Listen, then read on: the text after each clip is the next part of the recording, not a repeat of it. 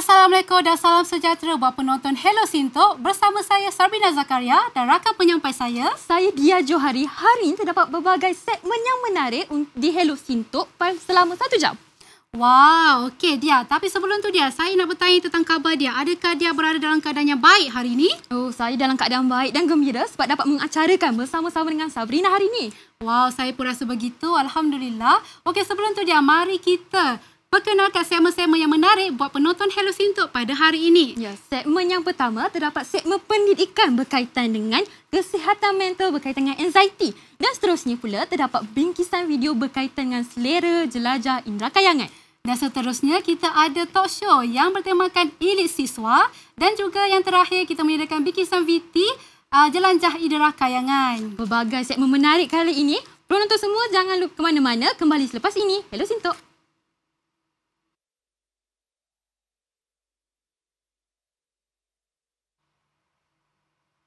Bertemu kembali kita dalam program Hello Sintok. Kini kita di segmen yang kedua. Kita akan bercakap tentang segmen edukasi iaitu mental health anxiety. Tetapi terlebih dahulu saya ingin memperkenalkan tetamu jemputan istimewa kita. Dua orang yang kacak lagi bergaya di sini. Saya ingin memperkenalkan yang pertama adalah Encik Muhammad Nur Fitri Ahmad sebagai kaunselor Universiti Utara Malaysia. Selamat datang. Dan yang kedua di hujung sana tu yang comel tu. Namanya adalah Muhammad Syukri bin Muhammad Basari sebagai seorang merupakan pelajar yang pernah dan masih mengalami serangan anxiety dan ingin berkongsi pengalamannya bersama penonton Hello Sintok pada hari ini. Jadi sebelum kita memulakan perbincangan kita pada hari ini, mental health ataupun anxiety ni adalah satu topik yang kita tak boleh nak elak buat masa sekarang ni kan, pada era kini, kerana saya juga tak nafikan segelintir masyarakat ataupun saya rasa majoriti masyarakat di luar sana, terutamanya golongan muda, sudah pun terdedah dengan mental health iaitu anxiety ini. Dan ramai juga di antara mereka yang mengalaminya. Tetapi masih lagi ada sebahagian daripada mereka yang tidak memahami maksud sebenar anxiety tersebut. Jadi di sini kita akan merungkai perbincangan tentang apakah maksud ataupun makna kata-kata yang tepat di sebalik perkataan anxiety tersebut. Okey, pertama sekali, soalan yang pertama saya ingin ajukan kepada Encik Fitri. Ya, sebagai Encik Fitri kan, sebagai seorang yang berlatar belakangkan bidang psikologi dan kaunseling, boleh Encik Fitri kongsikan pengalaman sepanjang Encik berkhidmat dalam bidang ini? Okey, terima kasih. Terima kasih saya ucapkan kepada saudari moderator pada hari ini. Terutama sekali saya ucapkan terima kasih kepada Hello Sintok kerana sudi berjemput saya pada hari ini untuk sesi berkaitan isu kesihatan mental iaitu anxiety. Okay, sebelum pergi lebih jauh, ingin saya tekankan bahawa apabila bercakap mengenai isu kesihatan mental, saya lebih suka bercakap berdasarkan pengalaman dan juga untuk advokasi, iaitu memberi kesedaran. Ini kerana bahawa semua orang awam boleh dan mampu untuk menangani dan juga untuk membantu isu kesihatan mental ini. Okey. Saya akan mulakan pengalaman saya sebagai kaunselor. Saya bermula pada tahun 2016, September, setelah tamat pengajian. Dan kemudian Mac 2017, saya memulakan karier saya as a pegawai psikologi di Universiti Utara Malaysia. So 3 point tu pada September 2017 lah, di mana saya melihat seorang klien saya. So dia dalam keadaan boleh saya katakan abnormal behaviour. So sebab saya tak pernah ada pengalaman untuk mengendalikan sesi kaunseling tersebut. Jadi bila saya lihat tu menyebabkan saya kata betul ke wujudnya sakit kesihatan mental ni? And sebab macam saya katakan bahawa kita nampak sakit secara fizikal iaitu demam, batuk, tonsil, patah kaki apa semua. Tapi bila sakit kesihatan mental ni yang mana pertama kali saya tengok dia dalam keadaan tak okey. Biar betul fizikal ni normal. So dekat situ menyebabkan saya rasa ingin mempelajari dan mengetahui lebih mendalam lagi. Dan Alhamdulillah saya mendapat peluang untuk menyambung pengajian sarjana di UUM dalam bidang kesihatan klinikal kesihatan mental. So dekat situlah sedikit sebanyak saya dapat ilmu. Okey, so penyakit ni wujud. So apa dia punya faktor, apa dia punya simptom, apa dia punya rawatan. So dekat situlah sedikit sebanyak dapat membantu saya sehingga pada hari ini saya berkhidmat hampir 6 tahun setengah So saya dah faham apabila hadirnya klien yang mempunyai kesihatan mental, so saya tahu dekat mana saya ingin salurkannya. Jadi disebabkan rasa ingin tahu tu membuatkan Cik Syukri ke hadapan untuk mempelajari dengan lebih lagi tentang bidang ni. Okey. Jadi selepas tu Cik Syukri, saya nak tahulah kan, boleh Cik Fitri terangkan dengan lebih mendalam apa itu anxiety. Sebab daripada yang kita tahu, anxiety tu membawa pelbagai makna mengikut pemahaman masing-masing. Sebab ada orang yang dia mungkin tiada ilmu tentang bidang itu, bercakap tentang sesuatu itu dan turn out to be sebenarnya benda tu tak betul pun. Dan dia dah sudah membawa persalahfahaman kepada orang luar. Jadi di sini saya ingin mengetahuilah apa sebenarnya masuk anxiety tu. Okey. So terima kasih kepada saudara moderator. So kita tengok, kita biasa dengar, don't worry, so risau. Kemudian ada anxiety. Risau ini adalah semua orang ada. Akan tetapi anxiety ini adalah insan yang terpilih sahaja, iaitu kerisauan yang melampau dan dia adalah penyakit. Saya nak lebih pergi kepada apakah dia punya simptom. Anxiety ini adalah normal reaksi apabila kita stres dan anxiety itu akan hadir di mana kita tak ada hormon yang seimbang dalam badan kita. So menyebabkan kita akan secara tak langsung kena juga hadapi. Kemudian sebab kalau ikutkan macam saya as a counsellor, clinical psychologist dan juga psikiatri, kami ada kitab. Kitab dia adalah DSM-5 iaitu The Diagnostic and Statistical Manual. So di mana kitab ni dah sampai siri ke-5. So kami buat rujukan. Bila hadirnya seorang klien dia menghadapi simptom ini. Simptom anxiety, apa simptom anxiety? Pertama adalah dia mudah marah. Kedua adalah dia tidak mempunyai rehat yang secukupnya. Dan yang ketiga adalah dia mengalami gangguan tidur. Saya sebut 3 sahaja yang mana kita as orang awam, as a student, kita akan nampak benda-benda ini dekat kawan-kawan kita. So dekat situ kita boleh tahu apa yang perlu kita buat. So maksudnya sebab tahap saya, peringkat saya, so saya akan tengok, dia akan hadir dekat saya as a normal. And then saya akan, bukan diagnose, saya akan bantu dia dengan memberikan ujian DAS, Depression, Anxiety, Stress Scale.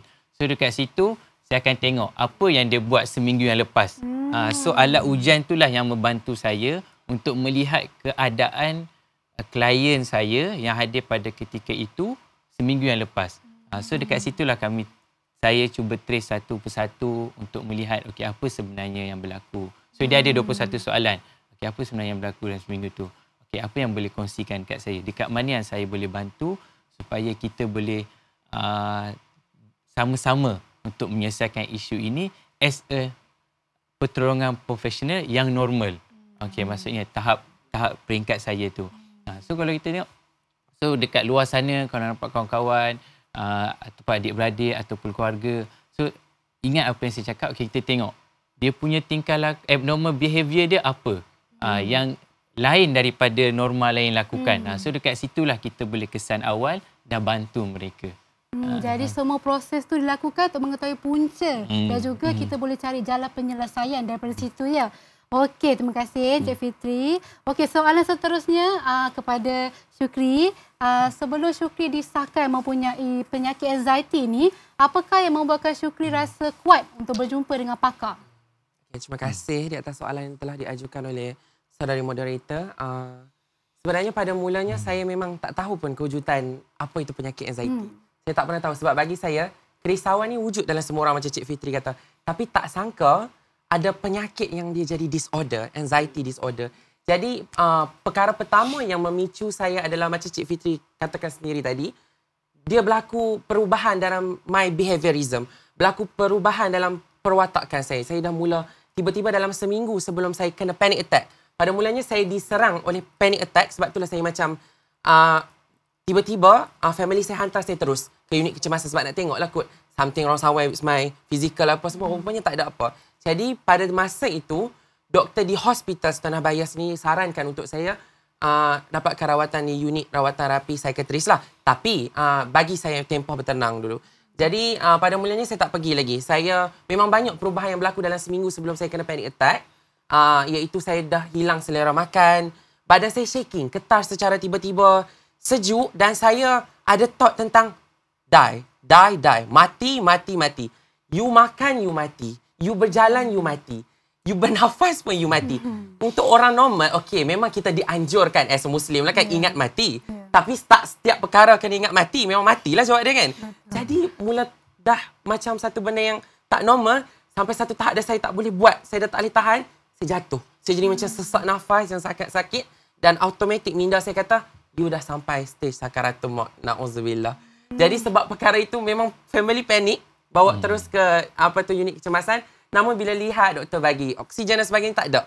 Jadi dalam selepas seminggu, saya masih berfikir lagi, saya ni sakit apa sebenarnya. Dan saya masih tak lalu makan, terlantar di atas katil sebab saya macam pelik. Dan saya Google, apa tu anxiety? Dia kata anxiety ni adalah benda yang bila kita takut terlampau, dia mengganggu kehidupan seharian dan sebagainya.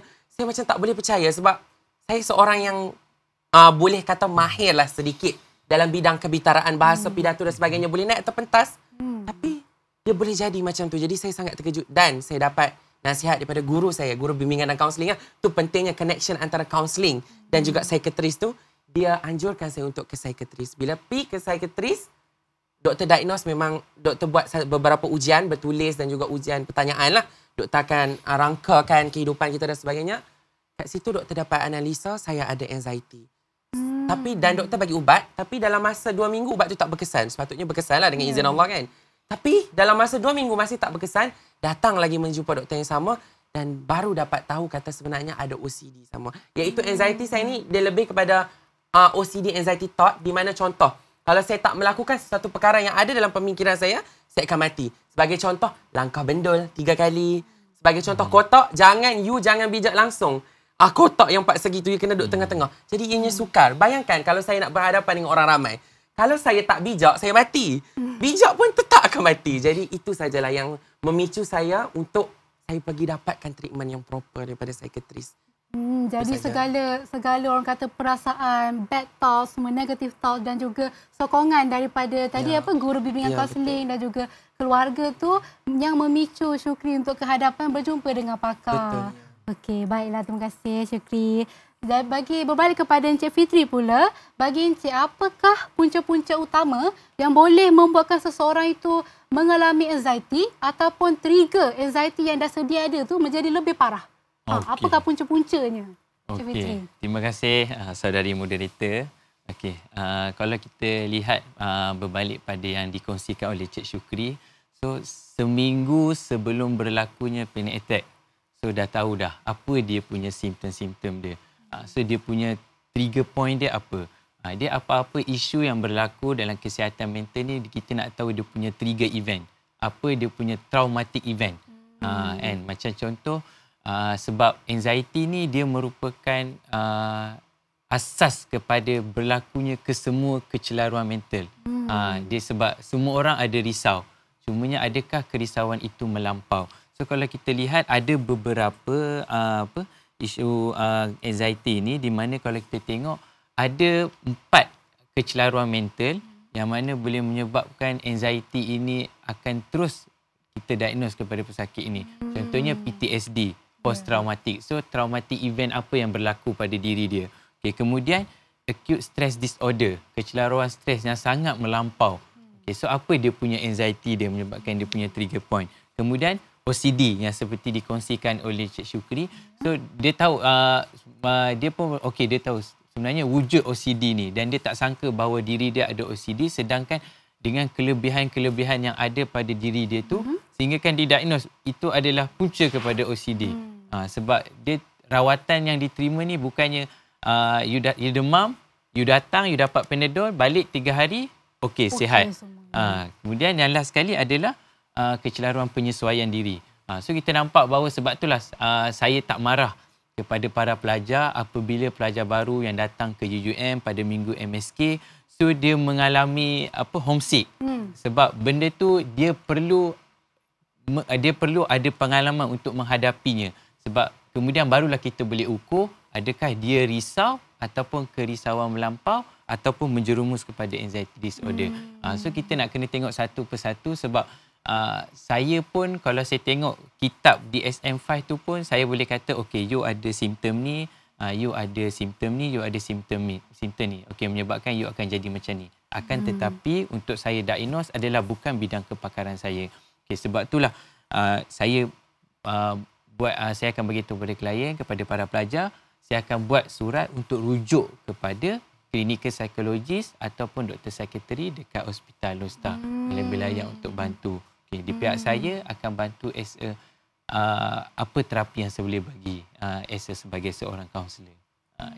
Jadi terdapat beberapa punca lah kenapa sesuatu orang kata penyakit anxiety ni boleh muncul kan.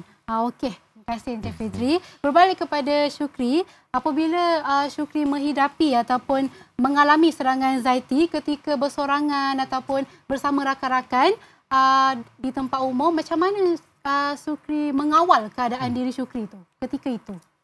Terima kasih soalan tersebut. Sebenarnya agak sukar untuk saya jawab soalan tersebut sebab kita dah dilatih oleh pakar psikiatris, tapi sebenarnya tak menjadi pun untuk diri kita nak apply. Sebab kita dah berada dalam keadaan yang sangat lemah pada masa tu. Tapi pada tahun pertama saya biasa selalu sangat kena shaking. Dia ada, saya tak pasti, Cik Fitri mungkin lagi arif lah. Dia ada panic attack dengan anxiety attack. Panic attack tu bila tak boleh bernafas. Anxiety attack tu bila you shaking je. Saya kerap kena anxiety attack kat public dan sebagainya. Dan saya pelik sebab sebelum ni saya selesa dengan public. Tiba-tiba saya dah tak selesa dengan public dan itu sangat menjejaskan saya. Jadi antara teknik-teknik yang doktor psikiatri saya ajarkan adalah pertama sekali teknik pernafasan yang betul lah. Itu sangat-sangat penting.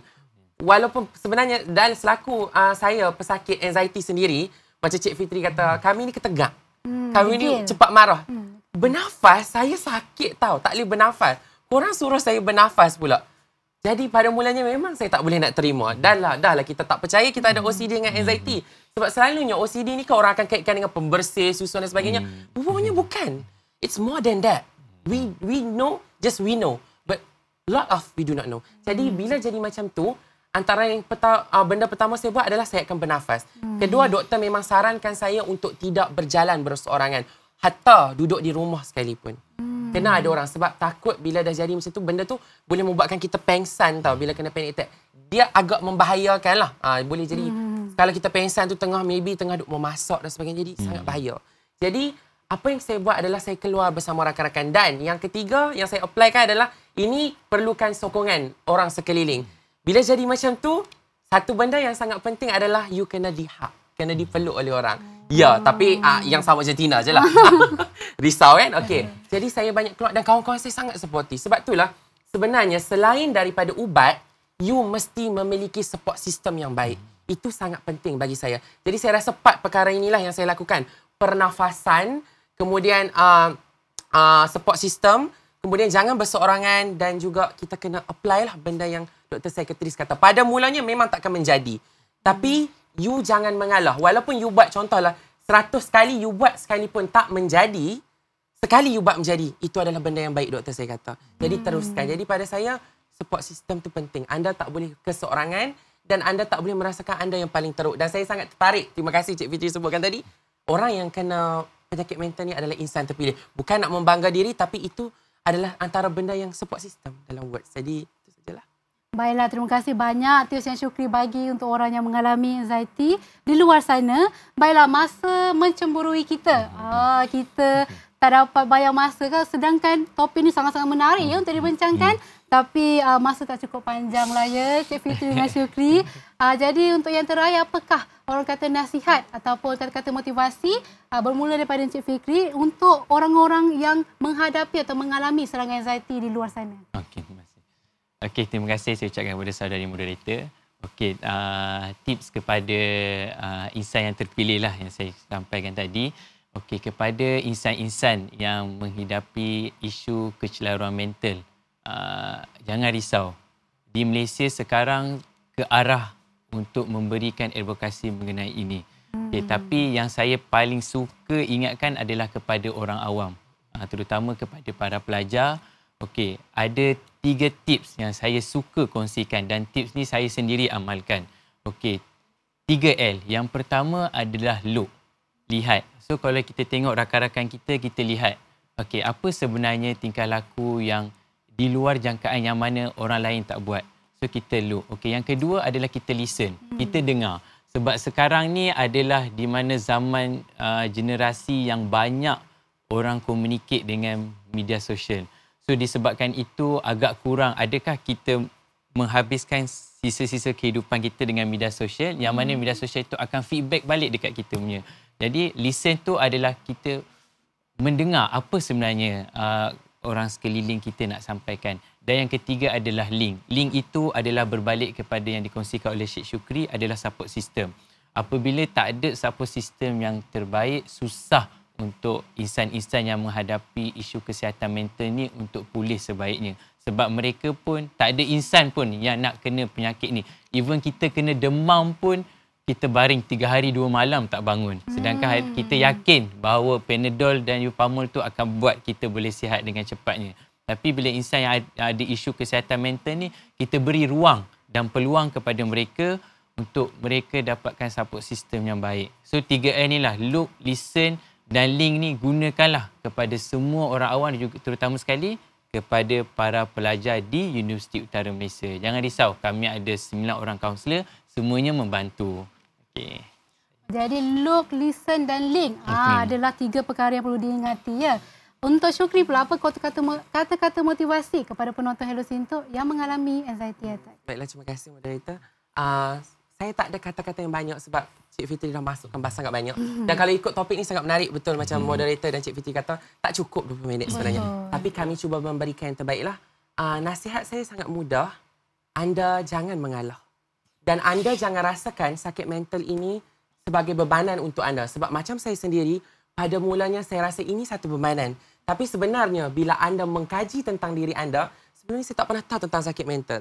Bila saya membaca dan kini saya ambil minor applied psychology, saya lebih faham. Sebenarnya manusia ini adalah satu ciptaan yang sangat kompleks daripada Yang Maha Esa. Jadi kita boleh belajar tentang diri kita dan mengenali diri kita dengan baik. Itu yang pertama. Yang kedua, tolong, tolong dan tolong.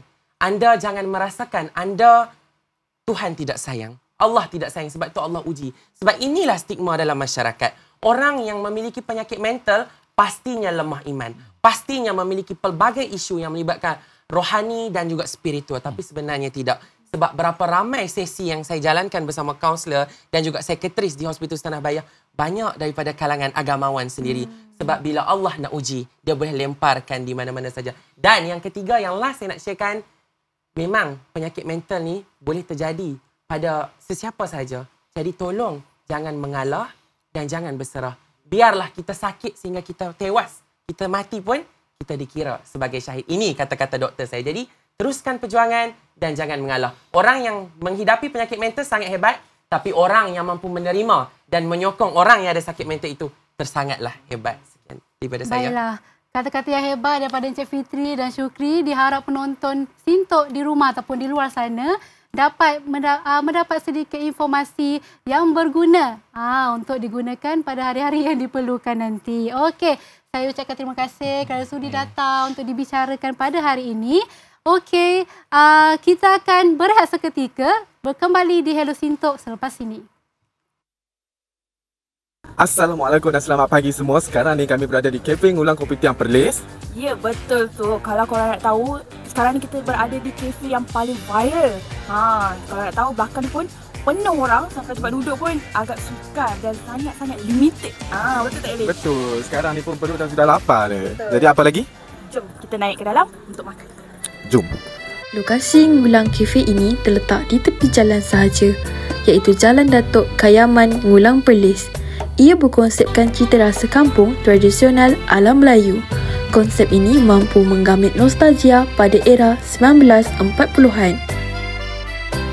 Kafe ini mempunyai pelbagai hidangan makanan yang menarik, antaranya lontong Johor, nasi dagang Terengganu, jagung kelapa dan sebagainya. Korang tengoklah sekarang ni makanan kita orang semua dah sampai. Betul tak, Eric? Betul. Okey, ada banyak makanan ni. Okey, kita ada ubi kayu rebus dan nyoh, kita ada laksa, kita ada roti ban, kita ada roti White House. Okey, apa lagi belah sana, Pika? Ya, thank you, Eric. Kita kat sini kita ada nasi dagang, kita ada jagung nyok, kita ada mi kari. Okey, jadi Pika nak cuba dulu? Okey, boleh. Pika cuba dulu. Tolong saya pegang. Okey, boleh. Okey, Pika nak cuba yang mana tu? Saya nak cuba nasi dagang. nampak sedap sangat. Okey. Cuba Kita nak. cuba ya. Oh, ekor dia pun nampak pekat sangat tu kan. Ha. Tu. Bismillahirrahmanirrahim. Nyam. Oh, macam mana tu Bika? Nampak tak terkata. Tu pun mana sedap tu. Ha, betul. Sangat sedap. Okey. Kita akan cuba lagi depan ni. Okey. Dah. Nak cuba yang mana pula? Kita cuba Cuba yang tu, balik dessert. jagung nyok. Jagung nyok. Ha, boleh kata dessert zaman-zaman dahulu lah. Ha, betul. Kita ambil sudu dulu, try.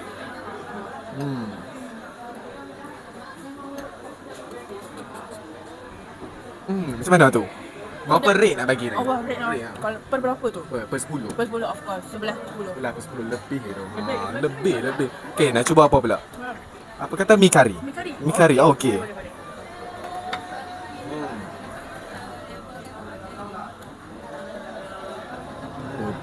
Banyak bahan-bahan dia letak dalam mi ni. Ha. Kita cuba bismillahirrahmanirrahim. Macam mana tu? Tak terkata juga. Tu bermakna sedap tu. Ya betul tu Eric. Sangat puas hati. Sangat puas hati. Okey, Okey. untuk Mika sudah. Kita makan Eric dah. Okey pun. Boleh. Jadi saya ambil lah sumber dengan aku. Boleh. Okey. Okey, kita try ubi kayu rebus zanyo. Yang ni jarang nak jumpa ni. Jadi kita try ni. Okey. Kita try banyak-banyak. Sedap. Subhanallah. Sedap. Sedap sungguh. Okey, tak apa. Tak terkata. Tak terkata mana. Ataupun lemak pelih, manis melecah. Manis bocah. Melecah. Oh. Boleh no. Boleh. Okey, kita try. Apa ni pula ni?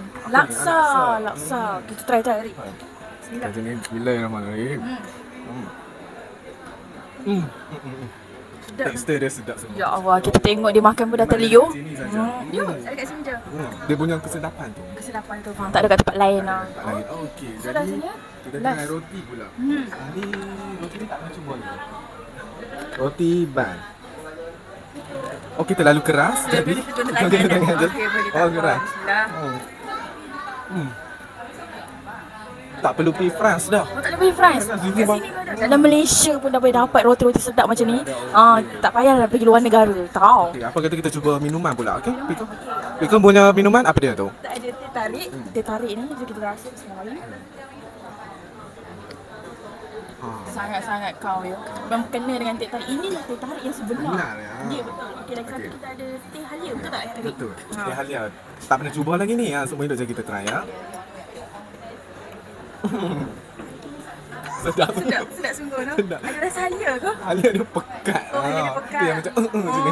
Okey, terkejutlah rasa dia. Tak pernah bubuh halia dalam teh tu dah. Betul. Okey, so last kali kita cuma rasa Milo dia kot lain daripada yang lain kan. Bismillahirrahmanirrahim. Okey, kalau dah nama Milo memang rasa dia Milo lah. Memang tak lain lah. Okey, so itu je daripada kita orang. Kita orang makan dulu. Okey. Bye-bye.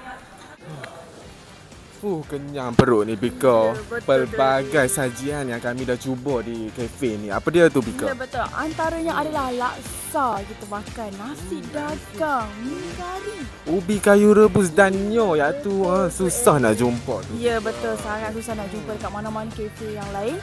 Kena dengan konsep kafe dia mengekalkan nostalgia zaman-zaman dulu.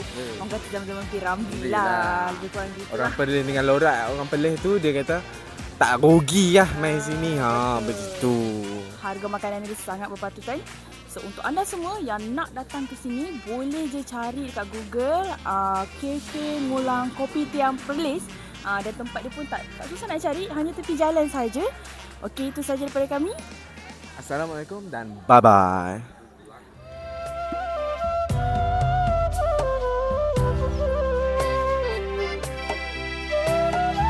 Apabila masuk ke dalam kafe ini, ianya membuatkan para pengunjung teringat akan kampung halaman. Kafe ini dibuka pada setiap hari kecuali hari Rabu bermula 9 pagi hingga 3 petang.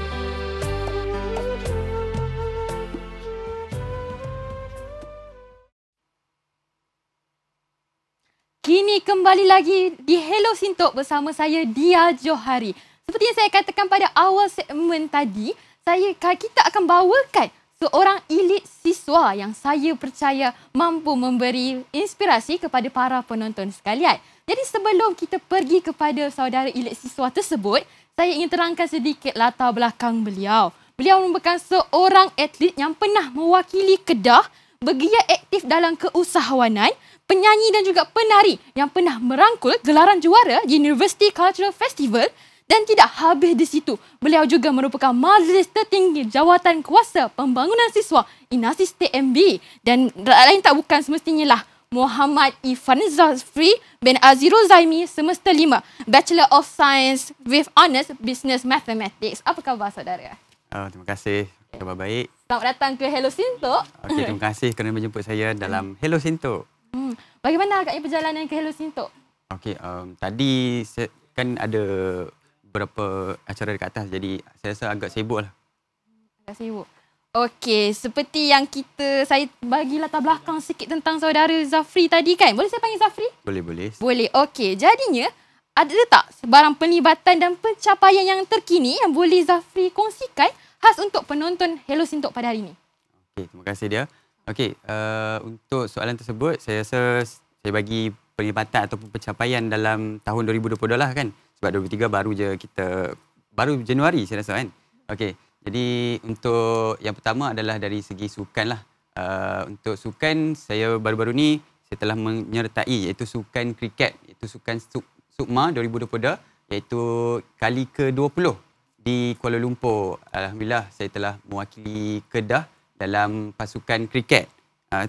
Dia tahu tak kriket tu macam mana? Tahu, saya pernah tengok dekat TV. Okey, sebab kebanyakan orang tak tahu sangat kriket tu macam mana kan. Sebab orang ingat kriket ni softball ke kan? Betul tak? Tapi sebenarnya bukan softball. Dia macam softball tapi bukan softball. Sebab dia banyak ada kayu kriket sendiri. Cara larian pun berbeza. Jadi saya rasa saya bangga dengan pasukan saya. Walaupun tidak dapat menaiki podium, tapi alhamdulillah pasukan kami masih melakukan satu pencapaian yang agak baik. Dan seterusnya dari segi sukan juga, saya mewakili UUM dalam sukan memanah, iaitu pada bulan Mac. UUM telah menghantar wakil untuk ke pertandingan masum di UMP, Universiti Malaysia Pahang. Baru-baru pada bulan Mac lah, iaitu fasa yang kedua. Masa tu tak banyak sukan lah yang ada sebab waktu masih PKP kan. Jadi tak banyak sukan. Jadi masum buat by fasa. Jadi saya mewakili UUM dan ke pertandingan masum fasa kedua di UMP lah. Dan seterusnya dari segi kesenian, saya ada pernah menyertai Malten Voice, iaitu Malten Voice 2.0, dan alhamdulillah dapat tempat yang kedua. Dan seperti yang dia mention kan, saya ada menyertai iaitu UCF, iaitu Tarian Tradisi Keluarga. Jadi alhamdulillah waktu tu saya pengalaman yang paling best sebab saya tak pernah lagi menyertai apa-apa pertandingan dari segi kesenian ni. Ni first time lah. Jadi dari segi nyanyian ataupun dari segi tarian kan. Jadi untuk first time ni terus dapat tempat yang pertama. Malten, Tarian Keluarga tu dapat tempat yang pertama. Dan alhamdulillah paling best sekali, INASIS Malten dapat juara keseluruhan. Itu saya rasa kenangan yang paling best lah. Dan seterusnya untuk dari segi bisnes, seperti yang dia kata saya merupakan usahawan. Ya betul, saya merupakan usahawan Aina Beauty. Aina Beauty tahu tak? Tahu, takkan tak tahu. Foundernya adalah Hafiz Muhammad dan juga Syafiqah Aina. Jadi saya merupakan master agent lah di bawah Aina Beauty. Saya boleh search dekat IG, promote dulu. IG ainabeauty.dumoli. Dumoli tu D-U-M-E-O-L-I. So boleh search lah dekat IG Aina Beauty Dumoli.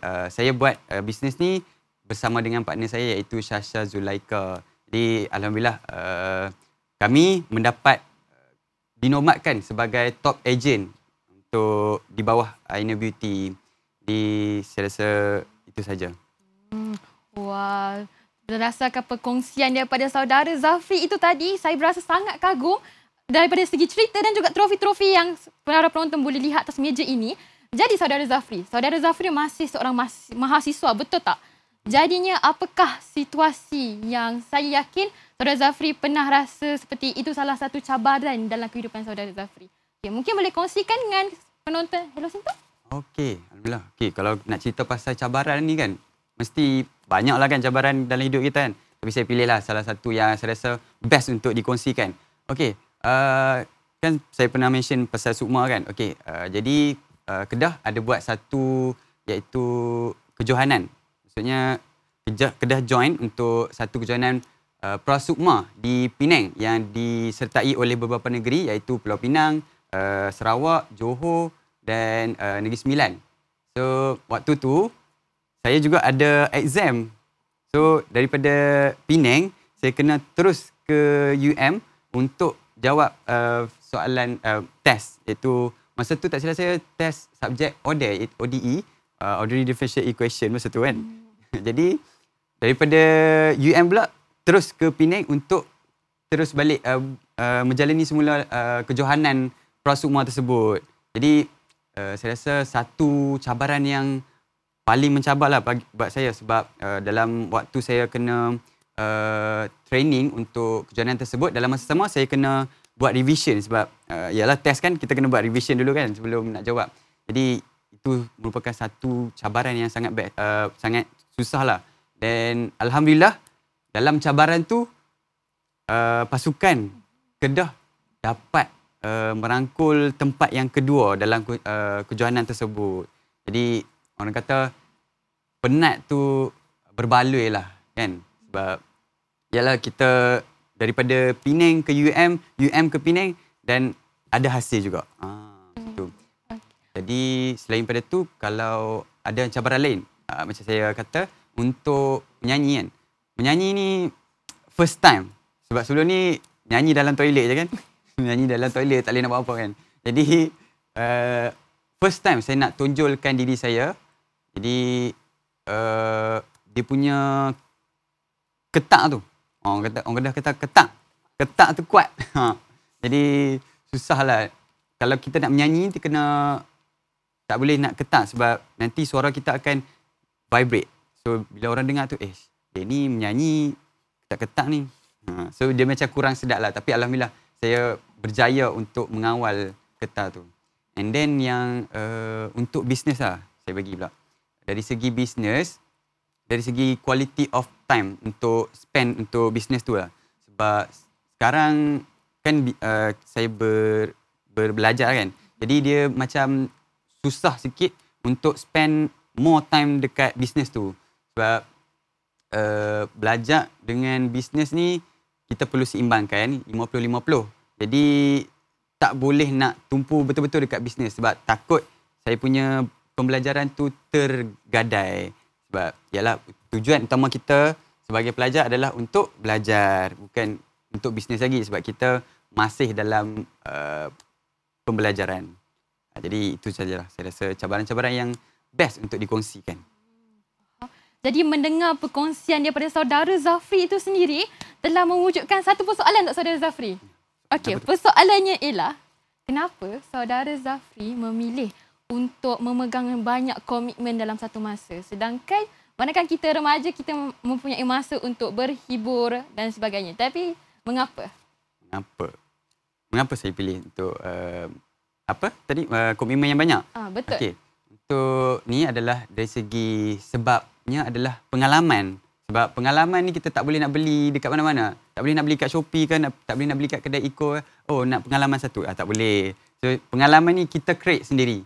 So, saya rasa sebabnya adalah pengalaman ni lah. Pengalaman ni bila kita dah besar, kita boleh cerita dekat anak cucu kita. Oh, dulu ayah main kriket. Ayah pernah jadi usahawan. Macam itulah. So, ada something yang kita boleh cerita dekat anak cucu kita ataupun di luar sana kan. Dan daripada pengalaman juga, saya boleh tingkatkan market value saya sendiri.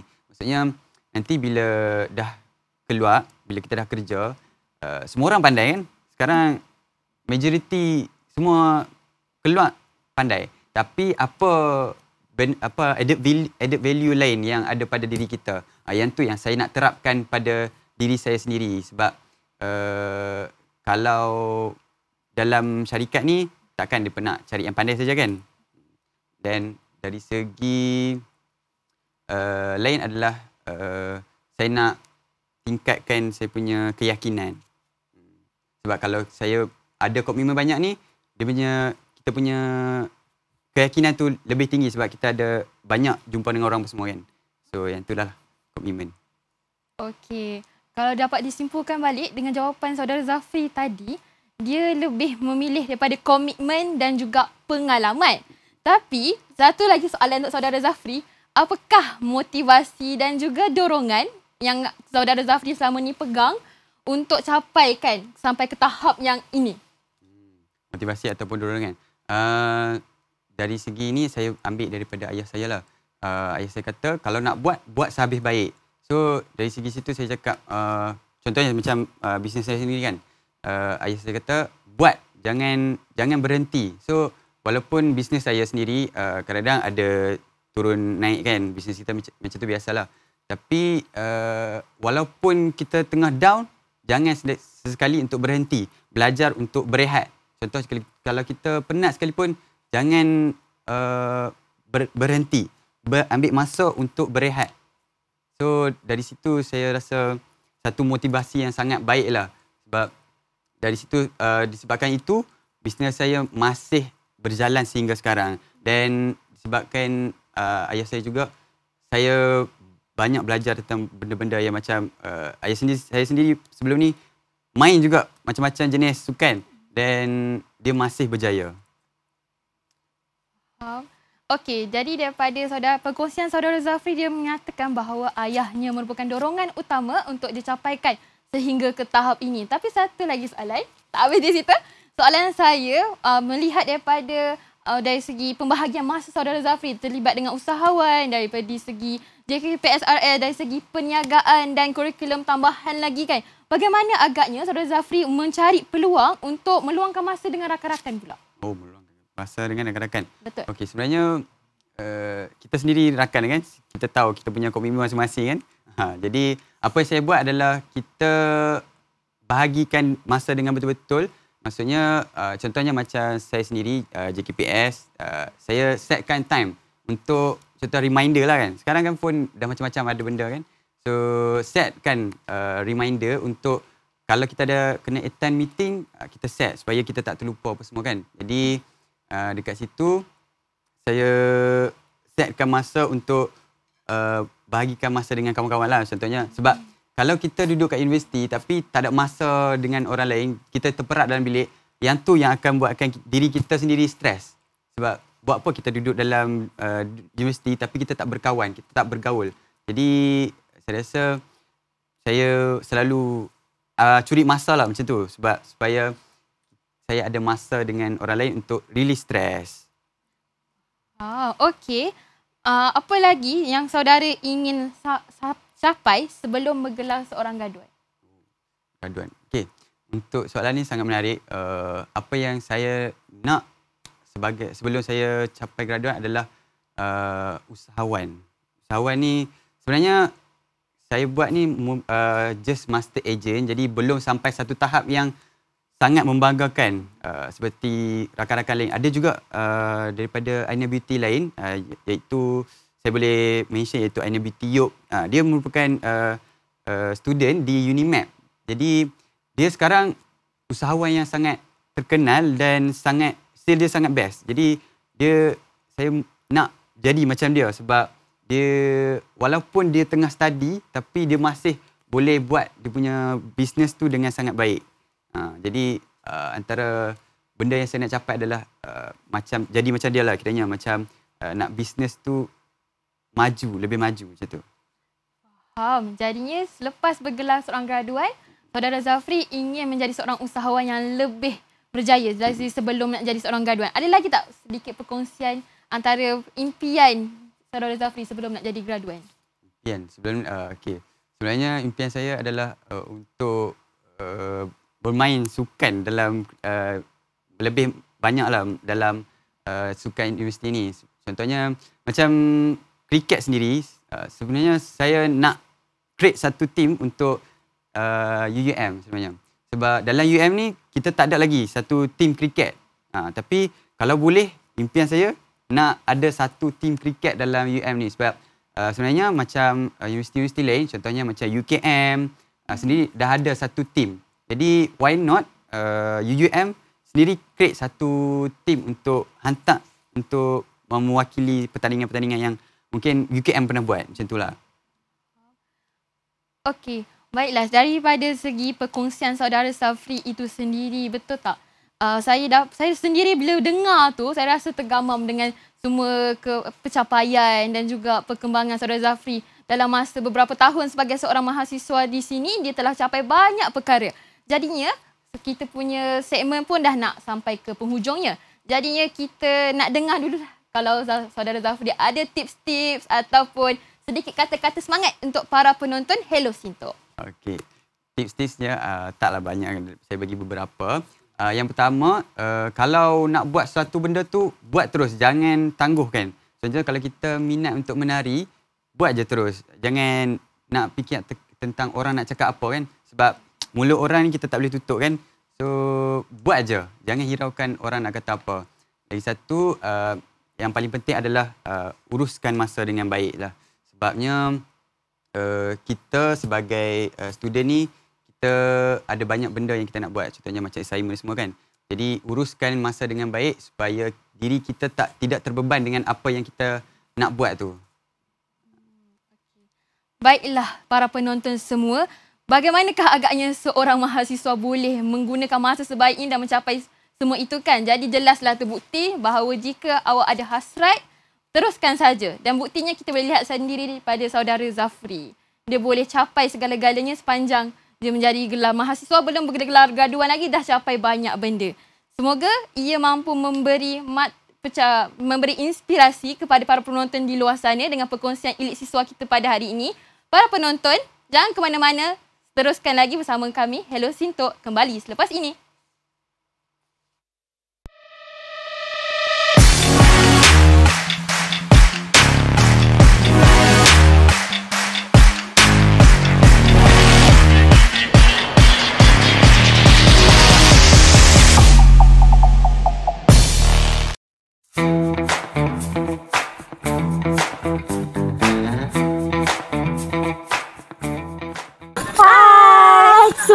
Khairul, hari ni kita dekat mana sekarang ni? Hari ni kita dekat Senturi Ikan Air Tawar Timur Tasu Perlis. Ya, so hari ni Puteri Asal ni kita kali pertama kita datang ke sini kan? Betul.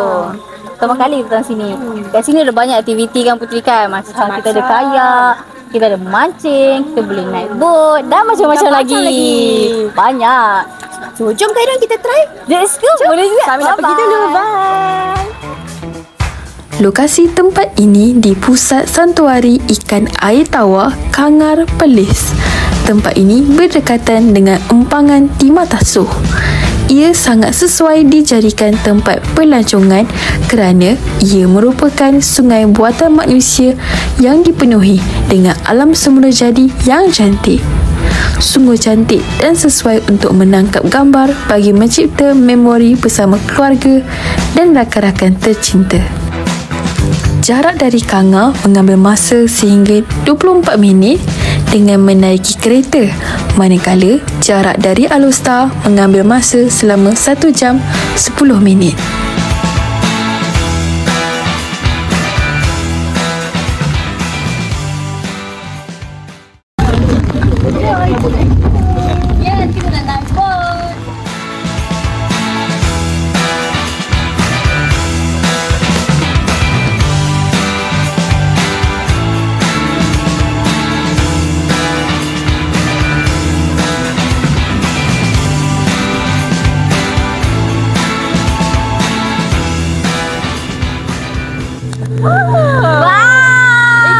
Tempat orang tu mancing kan dia? Tang tu tempat orang kemah, Tempat orang kemah, mancing. Bu, ni kalau korang nak naik berapa Khairul? Kalau nak naik sebab 5 orang RM50. Ya, selama berapa minit tu kita nak naik tu? Tadi saya tengok dia tulis 30 minit. Ya, RM50, 30 minit. Baloi lah. So korang boleh tengok dekat sini macam-macam apa kata? Pemandangan dekat dalam tasik empangan Timur Tasu ini. Selain daripada memancing, korang boleh berkayak juga selain daripada naik bot ni. Ianya sesuai untuk melakukan pelbagai jenis aktiviti riadah bersama keluarga dan rakan-rakan seperti berkhemah, berkayak, memancing dan sebagainya.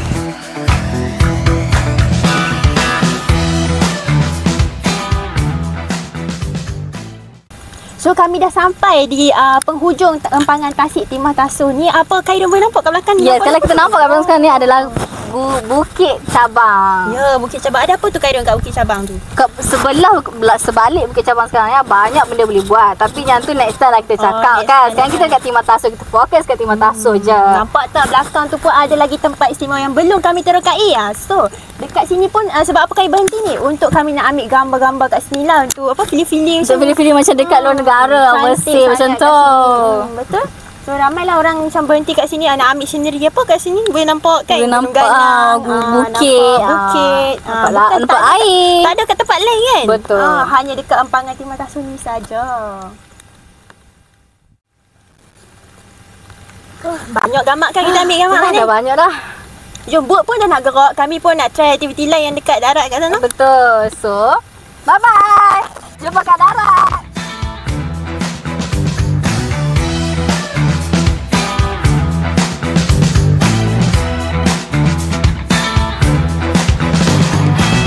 Tempat ini dibuka pada setiap hari bermula jam 9 pagi hingga 4.30 petang.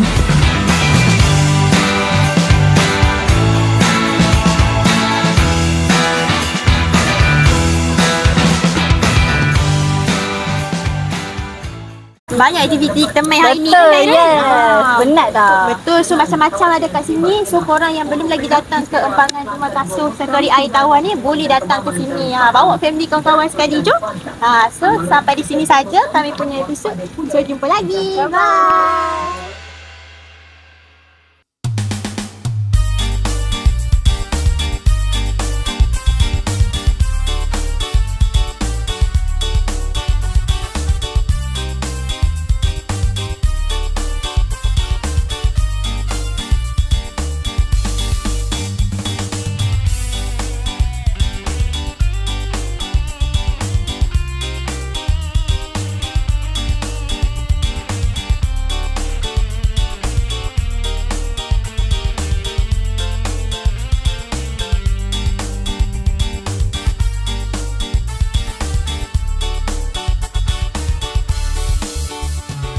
Tiada menggamit kenangan zaman persekolahan. Tiada ku mimpi kita bersanding atas kayangan. Seakan bisa ku sentuh peristiwa semalam. Di malam pesta engkau bisikan kata azimah di telinga. Kita terpaksa berpisah untuk mencari arah. Kita dipukul ombak hidup alam yang nyata. Engkau jauh meniti puncak menara gading yang menjanjikan hidup sempurna, tapi aku hanya tunduk ke bumi, hidup tertekan.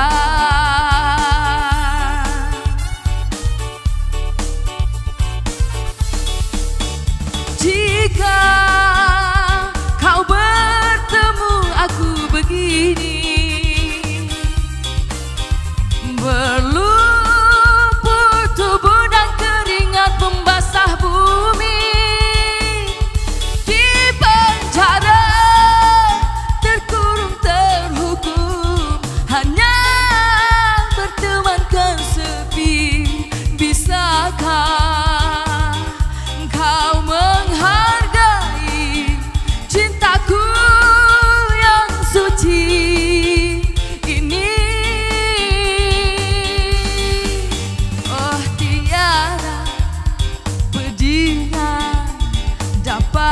kau merasakannya, oh tiada pedihnya dapatkah engkau merasakannya.